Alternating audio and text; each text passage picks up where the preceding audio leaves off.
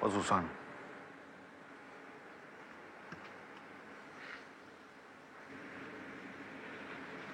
Olen Aki Kaurismäki. Suomesta on tehnyt 11 huonoa elokuvaa ja kaikki se on sinun syytäsi. 1976 Lontoossa veljeni pakotti minut Lontoon elokuvamuseoon, jossa näin elokuvan Tokion Monogatari. Elokuvan jälkeen hylkäsin haaveeni kirjallisuudesta ja päätin ryhtyä metsästämään punaista vesikannua.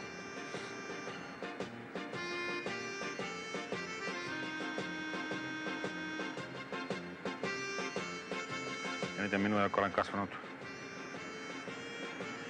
amerikkalaisen elokuvan vaikutuspiirissä.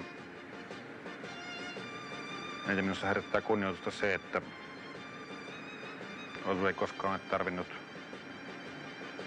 yhtäkään murhaa, väkivallan tekoa tai laukausta kertoakseen kaiken oleellisen ihmiselämästä.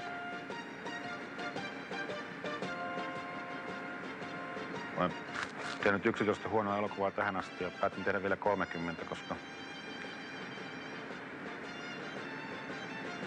koska en suostu menemään hautaan ennen kuin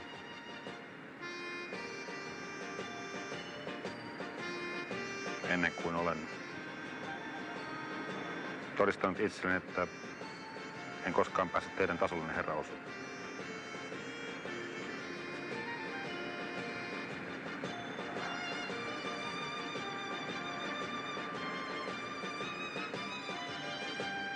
Haluaisin ehdottaa kuvauksen paikasta tätä vanhaa tehdashallia, koska olen taipuvainen menneisyyteen päin, enkä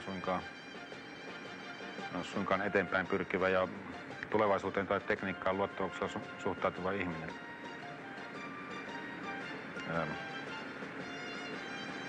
Katselen mieluummin taaksepäin ja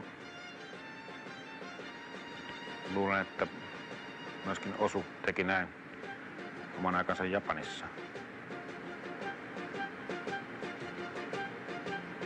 Hautakiveni aion kaiveruttaa sanat synnyin, mutta